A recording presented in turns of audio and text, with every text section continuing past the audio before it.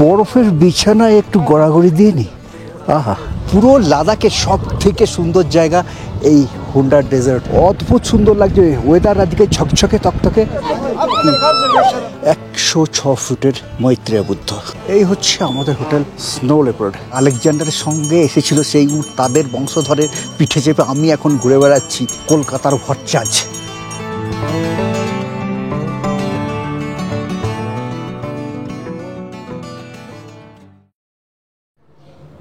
Good morning. আজ 24শে মে 2025, লের hotel মার্সমারিক থেকে আপনাদের সবারই সাথে এসে গেছি ব্রেকফাস্ট টেবিলে। আজ আমরা খারদুংলা পেরিয়ে যাব হুন্ডার।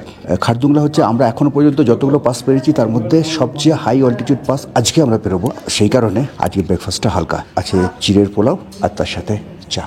কালকের থেকে আজকে কিন্তু মেঘ অনেক বেশি রয়েছে। জানি না খারদুংলা পাসে ওয়েদার কীরকম পাবো। রেডি, গাড়ির মাথায় লাগেজ প্যাক হচ্ছে। এই হচ্ছে আমাদের হোটেল, আমরা যে হোটেলটা ছিলাম মার্সমারিক। আপনারা যদি এই হোটেলে থাকতে চান, হোটেলের কার্ড আমি দেখিয়ে দিলাম। दुर्गा दुर्गा, ये सनग्लास पहन के आपको हीरो लग रहा है।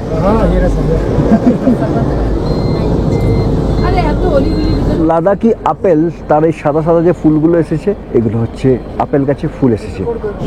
সামনে বরফ ঢাকা পাহাড়গুলো, আহা। আজকে একটু মেঘলা মেঘলা রয়েছে। আমরা খারদুংলা পাস বেরোবো। আমরা লে থেকে রওনা হলাম, এখন বাজছে 9:40। একটু আমাদের দেরি হয়ে গেছে। তো খারদুংলা পাস আপনারা যখন যাবেন, আপনাদের যে পারমিটগুলো সেগুলো কিন্তু অবশ্যই হাতের কাছে রাখবেন। এই হচ্ছে লে শহর। লে শহরকে পেছনে ফেলে আমরা এগিয়ে চলেছি খারদুংলা পাসের দিকে।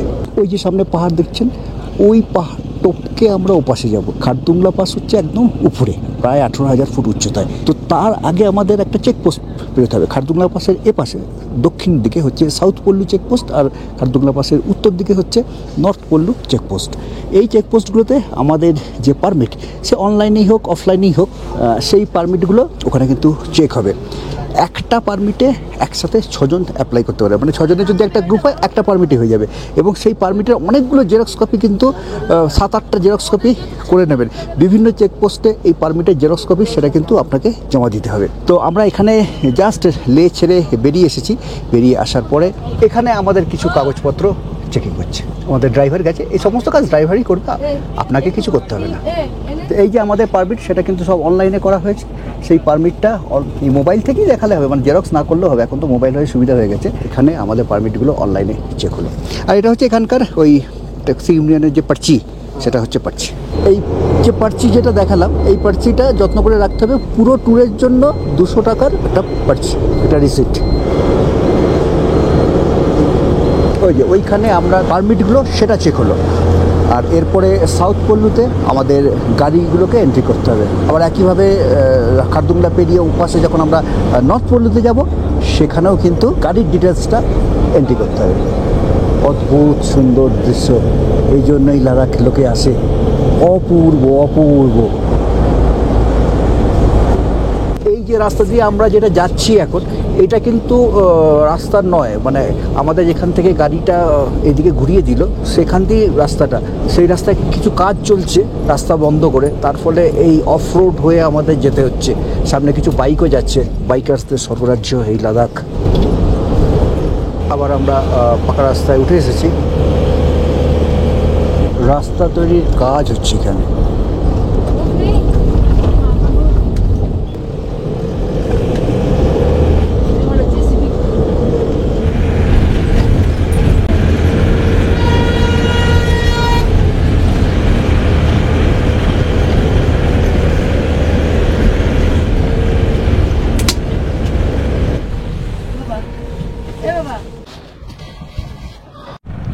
অদ্ভুত সুন্দর, অদ্ভুত সুন্দর। খারদুংলা পাস যাওয়ার আগে সাউথ পল্লু চেকপোস্ট এখনও আসেনি। তার আগে এই যে ভিউ পয়েন্ট, অদ্ভুত সুন্দর লাগছে। ওয়েদার আজকে ঝকঝকে তকতকে, দারুণ লাগছে, দারুণ। আমার এই নিকনের Z30-তে কতগুলো ভিডিও ক্লিপ নিয়েছি, কতগুলো ছবি নিয়েছি। কেমন লাগলো সেটা অবশ্যই কমেন্ট করে জানাবেন।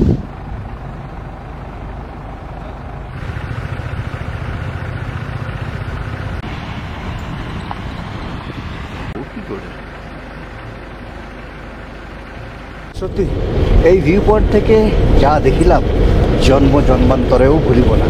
অদ্ভুত সুন্দর, অপূর্ব, দুর্দান্ত। কিন্তু ওপাশে, পাহাড়ের ওপাশে তো আকাশ ভরা মেঘ। মেঘ থাকলে তো ব্যাপারটা জমবে না। উপরে মেঘ রয়েছে আর এই পাহাড়ের উপরে উপরে এখানে মেঘের ছায়াগুলো পড়েছে। মনে হচ্ছে পাহাড়ের গায়ে কে যেন আলপনা এঁকে দিয়েছে।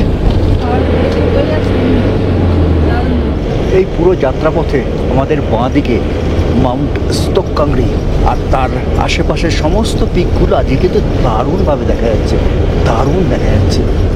লে শহর থেকে 25 কিলোমিটার দূরে সাউথ পল্লু চেকপোস্ট, সেখানে আমরা এসে গেছি। প্রায় 15,300 ফুট উচ্চতায় আমরা এখন উঠে এসেছি। এখানে আমাদের ড্রাইভার গিয়ে তার গাড়ির নাম, নাম্বার, ড্রাইভারের নাম, মোবাইল নাম্বার সব রেজিস্ট্রেশন করে আসবে। আমাদের বা আপনারা যখন গাড়িতে আসবেন আপনাকে কিছু করতে হবে না, আপনার যে ড্রাইভার থাকবেন তিনি সমস্ত কিছু করে দেবেন। গাড়িতে কতজন প্যাসেঞ্জার আছেন, কতজন ছেলে, কতজন মেয়ে, গাড়ির নাম্বার, গাড়ির ড্রাইভারের নাম, তার মোবাইল নাম্বার, সমস্ত কিছু এখানে নথিভুক্ত করা হবে। ওই যে ওখানে লেখা রয়েছে সাউথ পল্লু পুলিশ চেকপোস্ট। হো গয়া।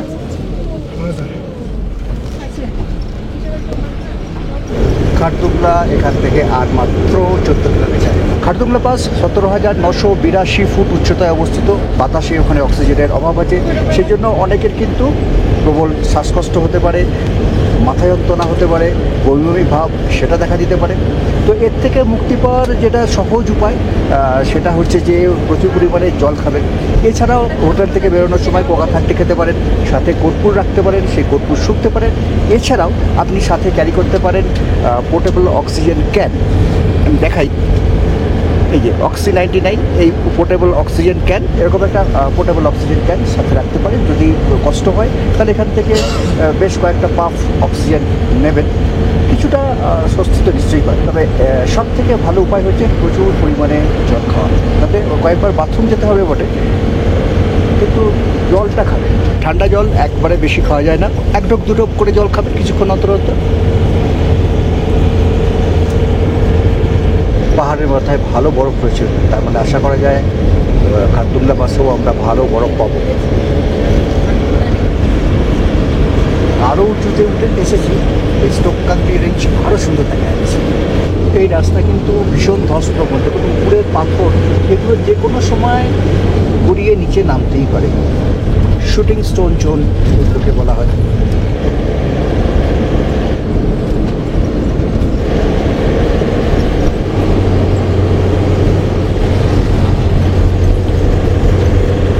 খারদুংলা পাস যে এসে গেছে, রাস্তার দুপাশের বরফের স্তূপ সে কথাই জানা দিচ্ছে।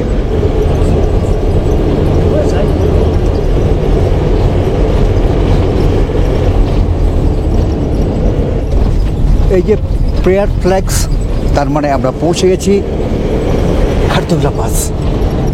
তুকতুক 168 kilometre, Hunder 86 kilometre, Diskit 79 kilometre. 17,982 foot উচ্চতায় আমরা এখন এসে পৌঁছেছি খারদুংলা পাস। খারদুংলা নয়, মাইটি খারদুংলা, এবং এটা কি বলা হয় গেটওয়ে টু সিয়াচেন। এই খারদুংলা পাস পেরিয়ে লে থেকে প্রবেশ করব শিয়ক এবং নুব্রা নদীর উপত্যকায়। এই খারদুংলাকে বলা হয় সিয়াচেনের গেটওয়ে। আজকে আমরা তো প্রচুর গাড়ি নিয়ে এই খারদুংলা পাস পেরোচ্ছি, কিন্তু একটা সময় ছিল যখন চীনের সাথে ভারতের বাণিজ্য হতো এই খারদুংলা পাস দিয়ে। এই খারদুংলা পাস পেরিয়েই উটের পিঠে এবং ঘোড়ার পিঠে যে চাপিয়ে, উট ঘোড়া খচ্চরের পিঠে চাপিয়ে সেই সময় কিন্তু বাণিজ্য চলতো। শ্বাসকষ্ট এখানে কিন্তু হচ্ছে, মাথাটা যেন একটু ঘুরছে ঘুরছে এরকম মনে হচ্ছে, কিন্তু আজকে ওয়েদার ভীষণ সুন্দর। এখানে একটা ভিউ পয়েন্ট করা আছে, এখান থেকে আমরা ছবি তুলবো, সেলফি তুলবো। একটা সময় ছিল যখন এই খারদুংলা পাস ছিল পৃথিবীর সব থেকে উঁচু motorable pass, world highest motorable pass, 17,982 foot উচ্চতায়। কিন্তু খারদুংলা পাসের সেই খেতাব আজকে কেড়ে নিয়েছে ভারতেরই উমিংলা পাস। হানলে থেকে যেতে হয়, হানলে আমরা যাব, কিন্তু উমিংলা পাস যাব কি যাব না জানি না, যাওয়ার ইচ্ছে আছে। কত দূর কী হবে সেটা এই মুহূর্তে বলতে পারছি না, কিন্তু খুব ইচ্ছে আছে উমিংলা পাস আপনাদের নিয়ে যাওয়ার। ওপাশে লে মানে সিন্ধু নদীর উপত্যকা। আর এই খারদুংলা পাস পেরিয়ে এপাশে আমরা যাব শায়ক আর নুব্রা নদীর উপত্যকা। ওই যে রাস্তা দেখতে পাচ্ছেন, ওই রাস্তা দিয়ে পাক খেতে খেতে আমরা নেমে যাব। ওই দিকে রয়েছে নর্থ পল্লু চেকপোস্ট। এই খারদুংলা, তার এপাশে হচ্ছে নর্থ পল্লু চেকপোস্ট, ওপাশে হচ্ছে সাউথ পল্লু চেকপোস্ট। এই খারদুংলাতে অনেকেই আমরা দেখছি জ্যাকেট খুলে এখানে ছবি নিচ্ছেন, কিন্তু আমি বলবো সেটা করবে না। হঠাৎ করে কিন্তু ঠান্ডা লেগে যাবে, বিশেষ করে আমরা যারা কলকাতার মানুষ, ঠান্ডাতে আমরা অভ্যস্ত নই, বরফে আমরা অভ্যস্ত নই, এটা করবেন না। এর উপরে রয়েছে সেনাবাহিনীর কিছু রাডার। আজ মে মাসের 24 তারিখ 2025, কিন্তু খারদুংলা পাশে বরফ কোথায়?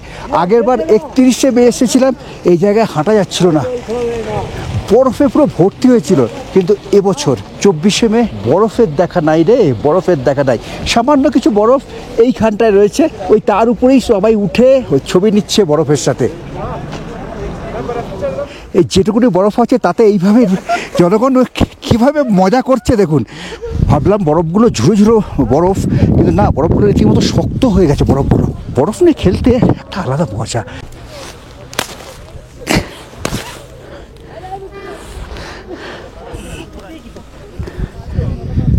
বরফগুলো কিন্তু শক্ত শক্ত হয়ে গেছে। খারদুংলা পাশে বরফ নিয়ে খেলা করছে।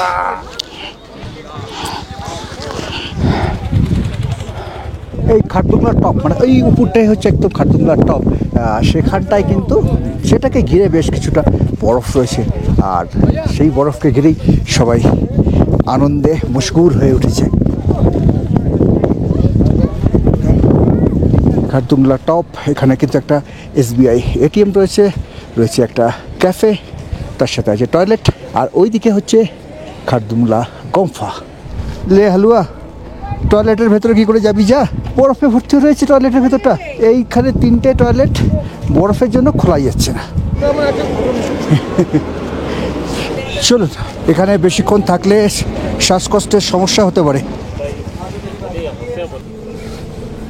খারদুংলা ছেড়ে আমরা এখন এগিয়ে চলেছি হুন্ডারের দিকে, কিন্তু তার আগে পড়বে নর্থ পল্লু চেকপোস্ট। দুপাশে বরফ, বরফ আর বরফ।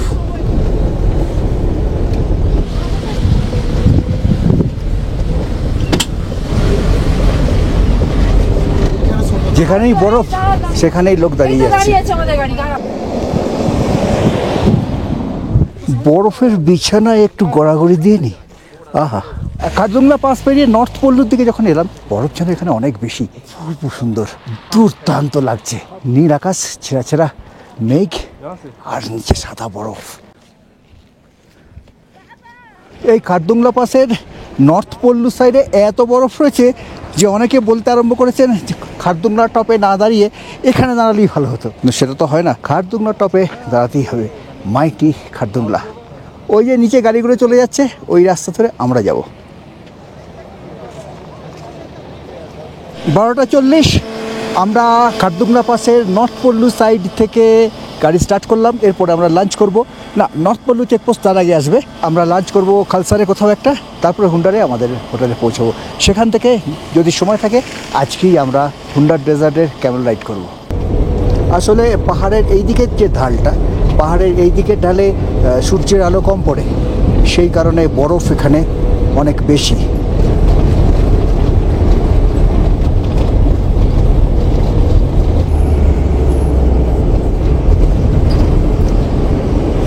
নর্থ পল্লু চেকপোস্টে আমরা এসে গেছি। এখানকার অল্টিটিউড 15,300 ফুট। খারদুংলা পোস্টে কারোর যদি অসুবিধা হয় তার জন্য রিকভারি পোস্ট রয়েছে 2 কিলোমিটার দূরে। Welcome to north pallu.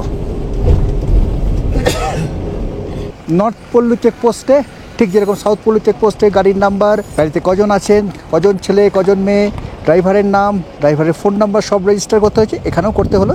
এখানে খাওয়া দাওয়ার কিন্তু বেশ অনেকগুলো ধাবা আছে। এইখানে প্রচুর ইয়াক রয়েছে, প্রচুর ইয়াক চড়ে বেড়াচ্ছে। তো আমি পেম্বাজিকে জিজ্ঞেস করলাম যে এগুলো কি পালতু, মানে এগুলো কি পোষা? বললো হ্যাঁ এগুলো পোষা। তো কে পোষে, লোক কোথায়? বলে সামনে গ্রাম আছে। লাভলি। এই যে ইয়াকের মালিক, তারা যে গ্রামে থাকেন সামনেই আসছে। খারদুংলা পাস পেরোনোর পরে নর্থ পল্লু সাইডে প্রথম গ্রাম খারদুং গ্রাম। এখান থেকে এখনও 13 কিলোমিটার। রাস্তা ভালো, তার সাথে আমরা নিচের দিকে নামছি, তাই আমাদের গাড়ি কিন্তু শাঁ শাঁ করে দৌড়চ্ছে।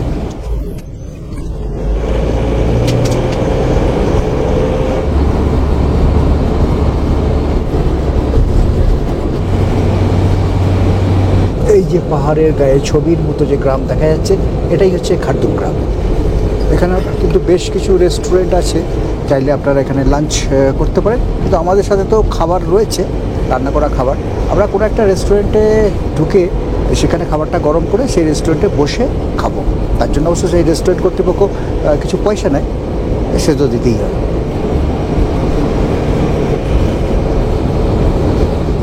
খারদুম গ্রামের পরে আসবে খালসার গ্রাম। খালসার কিন্তু বেশ একটা বড়সড় গ্রাম বা ছোটোখাটো মফস্বল শহরও বলা যেতে পারে।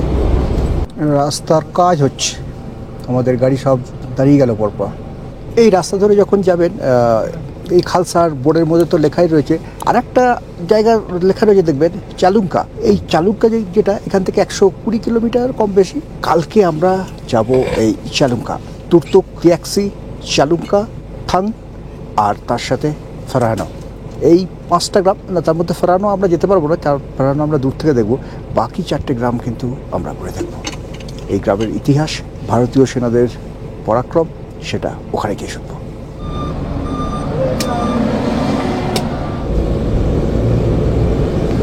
ওই যে উপরে কাজ করছে, পাথর কিন্তু পড়ছে না, ওরা ফেলছে এই পাথরগুলো।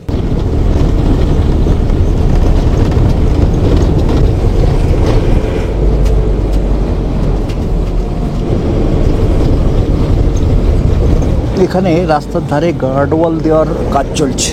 ওই উপর থেকে ঢাল বেয়ে বেয়ে পাথরগুলো গড়িয়ে যাতে রাস্তায় না আসে, গাড়ি ঘোড়ার ক্ষতি না করে। প্রচুর লোক কাজ করছে, প্রচুর লোক। এইদিকে হচ্ছে সিয়াচেনের রাস্তা, এদিকে রাস্তা চলে যাচ্ছে হুন্ডারের দিকে। ওই নিচে দেখা যাচ্ছে খালসার গ্রাম। এই খালসারে আমাদের লাঞ্চ হবে আশা করি কোনো একটা রেস্টুরেন্টে, জানি না কোন রেস্টুরেন্টে। খালসারে একটা রেস্টুরেন্টে আমাদের খাবারটা গরম করা হয়েছে, করে আমরা খাচ্ছি। ভাত, ডাল, আলু ভাজা এই পর্যন্ত এসেছে, খাওয়া শুরু করে দিয়েছি। এরপরে যা যা আসবে, কী আছে আমি জানি না, যা আসবে সেগুলো দেখাবো। মানে কী বলবো, সে বলে না আমি ডবল অবাক, সেরকমই ডবল অবাক। পমফ্রেট মাছের সাইজটা দেখুন, এবং সেটাও কোথায় খাচ্ছি, খালসারে বসে। এটা হচ্ছে পমফ্রেট মাছের সাইজ। এই রাজুদার সাথে এলে খাওয়া দাওয়া নিয়ে কোনো কমপ্লেন হবে না। আরে ভাই, পমফ্রেটেই শেষ নয়, এরপরে আবার কলদা চিংড়ি, এটা কিন্তু বাড়াবাড়ি হয়ে যাচ্ছে। বিয়ে বাড়ি হয়ে গেল, বেড়ানোর আর ট্যুর রইল না। চিংড়িটা কেমন হয়েছে সেটা আমি আর আমার মুখে বলছি না, আমার রুমমেট সুদীপ্ত ও বলবে। অসম সালা। এই খালসারে এই বরফ গলা জলে পুষ্ট ছোট্ট একটা নালায় কুলকুল করে জল বয়ে চলেছে, আর তার ঠিক পাশেই এই পাঞ্জাবি ধাবা অ্যান্ড রেস্টুরেন্ট। এখানে আমরা সবাই লাঞ্চ সারলাম, জম্পেস খাওয়া দাওয়া হলো। এখন মনে হচ্ছে একটুখানি এরকম হেলান দিয়ে একটু ঘুমিয়ে নিই, কিন্তু ঘুমোলে তো হবে না। এখান থেকে আমাদের যেতে হবে ডিসকেট মনাস্ট্রি, 22 কিলোমিটার। সেখান থেকে আরও 7 কিলোমিটার দূরে, মানে 29 কিলোমিটার দূরে হুন্ডার, যেখানে আমরা 3টে রাত থাকবো। আজকের রাত, কালকের রাত, পরশু রাত। এখানে পুরো রাস্তাটায় না কাজ হচ্ছে, তার ফলে পুরো ভ্যালিটা জুড়ে শুধু ধুলো ধুলো আর ধুলো। রাস্তা ছেড়ে শায়ক নদীর বেড দিয়ে আমরা এখন আমাদের গাড়ি চলছে, কারণ উপরে ওই যে রাস্তাটা নতুন করে বানানো হচ্ছে। এই নদীর জল সোজা চলে যাচ্ছে পাকিস্তান, বয়ে চলেছে শায়ক নদী। কিন্তু শায়ক নদীর জলটা দেখে না মনটা খুব খারাপ হয়ে গেল, একেবারে ঘোলা জল। डिस्किट 17, सुमूर 17। ये रास्ता इधर चला रहा है सुमूर के तरफ। এই যে রাস্তাটা ওপাশে চলে গেল সেটা হচ্ছে সুমুরের দিকে, আমরা যাবো সেখানে। আর এইদিকে এই রাস্তা চলে যাচ্ছে ডিস্কিট হয়ে হুন্ডারের দিকে।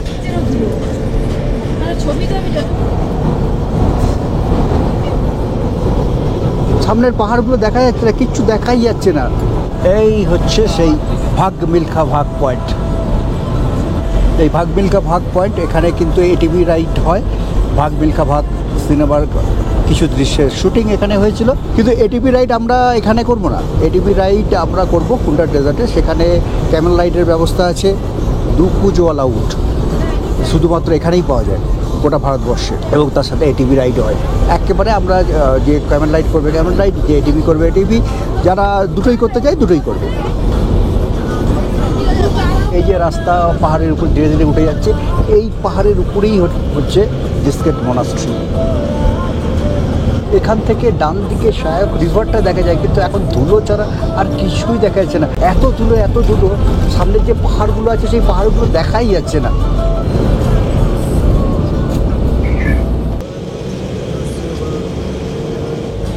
এই হচ্ছে ডিস্কেট মনাস্ট্রি। এখান থেকে 250 সিঁড়ি ভেঙে উপরে পৌঁছতে হয়, কিন্তু আমরা যেখানে যাব সেটা হচ্ছে এই মনাস্ট্রির একটু উপরে, পাহাড়ের উপরে। মৈত্রেয় বুদ্ধের বা ফিউচার বুদ্ধের এক স্ট্যাচু এখানে রয়েছে। Welcome to Maitreya Buddha, 106 feet, 106 foot উঁচু মৈত্রেয় বুদ্ধের স্ট্যাচু। ডিস্কেট মনাস্ট্রি তো যাওয়া যায়, কিন্তু যেহেতু 250 মতো সিঁড়ি ভাঙতে হয়, তো সেই কারণে সবাই এই মৈত্রেয় বুদ্ধের যে স্ট্যাচুটা সেটাই দেখতে বেশি আগ্রহী হন। 24শে মে 2025 ডিস্কেট মনাস্ট্রির মৈত্রেয় বুদ্ধ স্ট্যাচু দেখতে যাচ্ছি। জ্যাকেটটা যেটা ছিল গায়ে রাখা যাচ্ছে না, এতটাই গরম। এখানে পার্কিংয়ে আমাদের গাড়িগুলো নামিয়ে দিল, এখান থেকে এই বাকিটুকু হেঁটে যেতে হবে।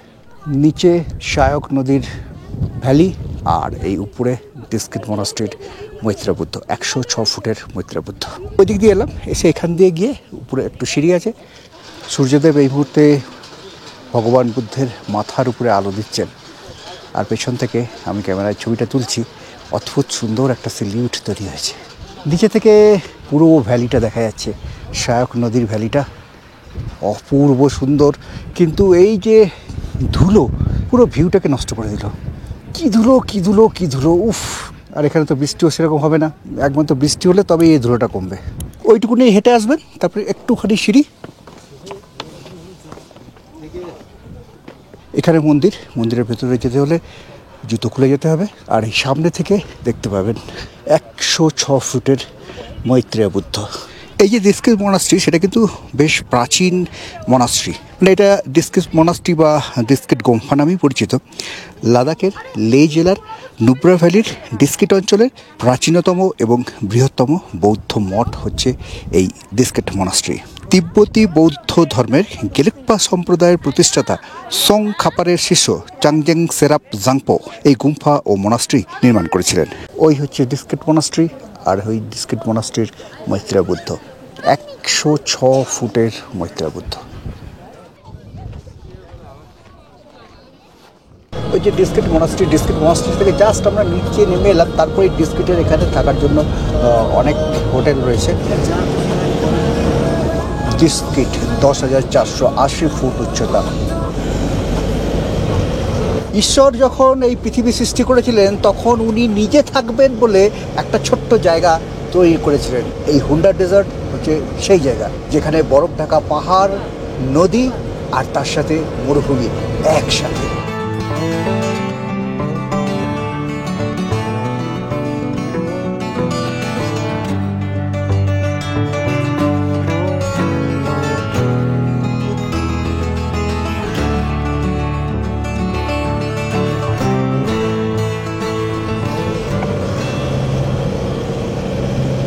আগে আমরা হোটেলে গিয়ে লাগেজটা রেখে তারপরে এই স্যান্ডউইচে আসবো।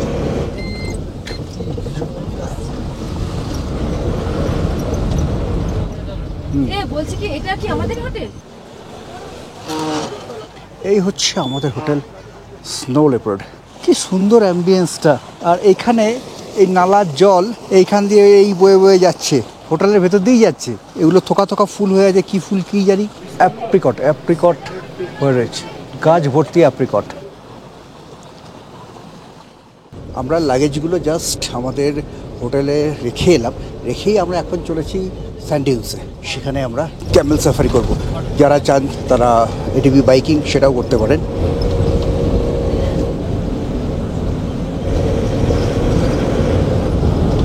Welcome to Hunder স্যান্ডিউস।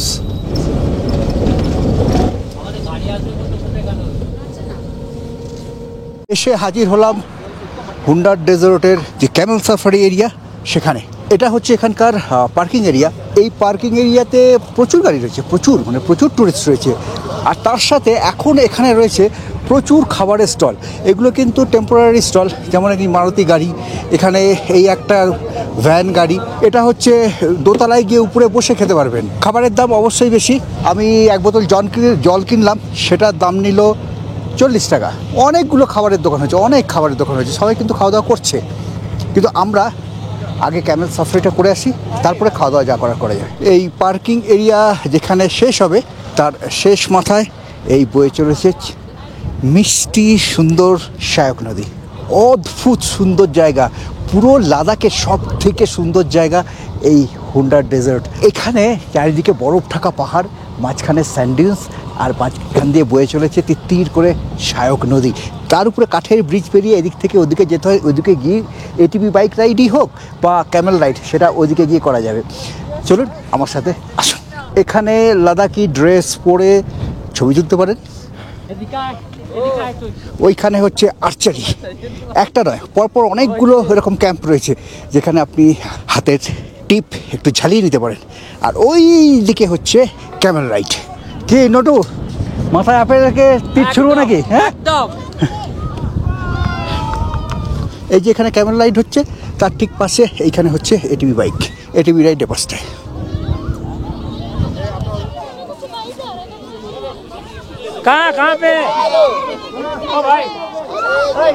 Central Asian camel safari cooperative limited. সকালে 9:30 থেকে দুপুর 12টা পর্যন্ত হয়, আবার ইভিনিংয়ে 3টে থেকে সন্ধ্যে 7টা পর্যন্ত হয়। এখানে দু রকমের সাফারি হয়, আগের বছরে তাই ছিল, এবছরও তাই আছে। একটা 500 টাকার, একটা 700 টাকার। 500 টাকাটার একটা ওই রেড ফ্ল্যাগ আছে, ওই পর্যন্ত নিয়ে যায়। 700 টাকাটা আর একটু দূর পর্যন্ত। 700 টাকার কেউ এখন আমি দেখলাম না এখনো পর্যন্ত কেউ করছে। যারা করছে সবাই 500 টাকারটাই করছে। এই ক্যামেলগুলো কিন্তু একা একা যায় না, এদের একটা গ্রুপ আছে, একটা গ্রুপ একসাথে যায়। এখানে এই ক্যামেলটার সাথে এই ক্যামেলের একটা বাচ্চাও রয়েছে, বেবিও রয়েছে।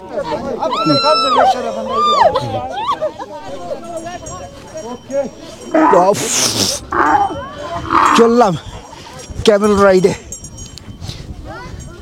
দুকুজওয়ালা উট, ব্যাকট্রিয়ান উট, এগুলো সেন্ট্রাল এশিয়াতে পাওয়া যায়। ভারতবর্ষে একমাত্র এই হুন্ডার ডেজার্টেই এই ধরনের উট পাওয়া যায়। বলা হয় আলেকজান্ডার যখন ভারতবর্ষ আক্রমণ করেছিলেন, তার অঙ্গ হিসাবে এসেছিল এই দুকুজওয়ালা উট।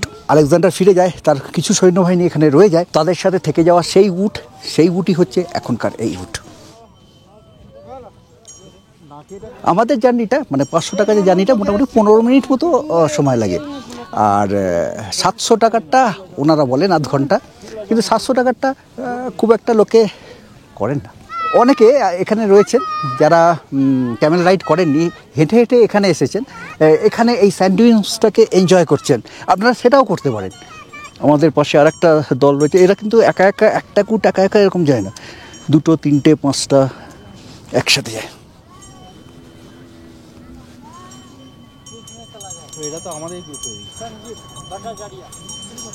আলেকজান্ডারের সঙ্গে এসেছিল সেই উট, তাদের বংশধরের পিঠে চেপে আমি এখন ঘুরে বেড়াচ্ছি কলকাতার ভরচাজ।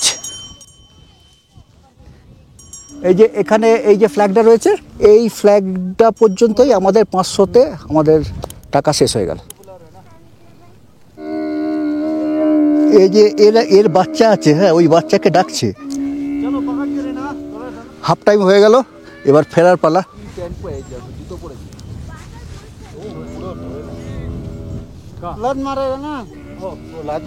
এইগুলো কিন্তু বাবলার ঝোপ, বাবলা কাটা, মরুভূমিতে থাকে। এই মাকে খুঁজতে খুঁজতে চলে এসেছে। একটু পেছন দিকে হেলতে হবে, কারণ উট আগে সামনের পাটাকে আগে ভাঁজ করবে।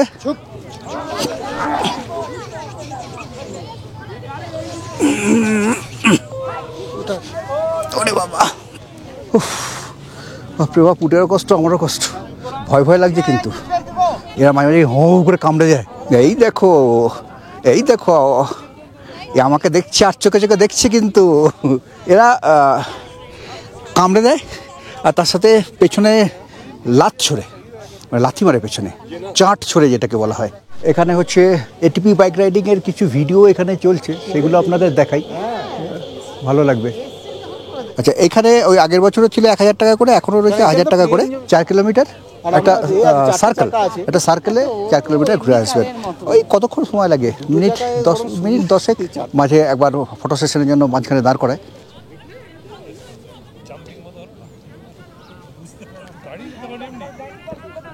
86 এই সিরিয়াল আছে, সুদীপ্ত সিরিয়াল হচ্ছে 90। এবার এটিপি বাইক রাইডিং আমি করছি না, সুদীপ্ত শুধু করছে। কেসা লাগা? খুব ভালো লেগেছে, খুব, বহুত আচ্ছা। বহুত আচ্ছা। ওকে ওকে।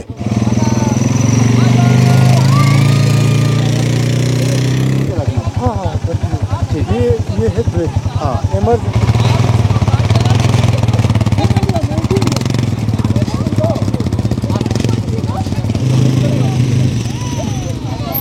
সেই জটায়ুর ডায়লগটা মনে আছে, উট কি খায়, উট কি কাঁটা বেছে বেছে খায়। এই হচ্ছে বাবলা কাঁটা, উটের প্রিয় খাদ্য। এই পুরো হুন্ডার স্যান্ডউইচ জুড়ে এরকম অনেক বাবলা গাছ আছে।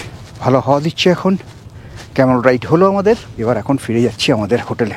হোটেলে এখন রুম অ্যালটমেন্ট হয়নি, মানে আমরা জাস্ট লাগেজটা নামিয়ে রেখেই চলে এসেছি এখানে, বেলা হয়ে যাবে বলে। এই স্যান্ডউইচ থেকে, মানে যেখানে পার্কিং থেকে একটু এগিয়ে এখানে কিন্তু টয়লেট আছে। 7:32, এখন আমরা আমাদের হোটেলে যাব। হোটেলে গিয়ে রুমে ঢুকবো, এখনও তো আমরা রুম পাইনি।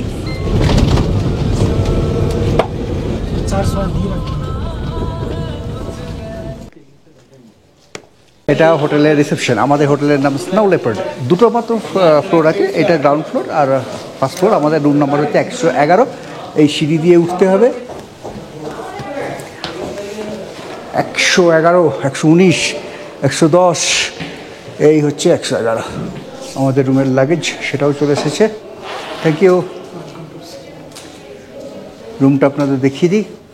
রুমের দেওয়াল, রুমের বিছানা, জানলার পর্দা, এর কালার কম্বিনেশনটা ভারী সুন্দর। একটা সুন্দর রুচিবোধের পরিচয় আছে।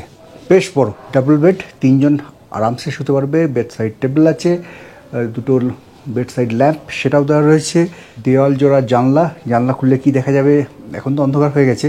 এখানে জামা কাপড় রাখার জায়গা রয়েছে, এখানে লাগেজ রাখার জায়গা, টিভি টেবিল, দেওয়াল জোড়া আয়না, আর এই হচ্ছে বাথরুম।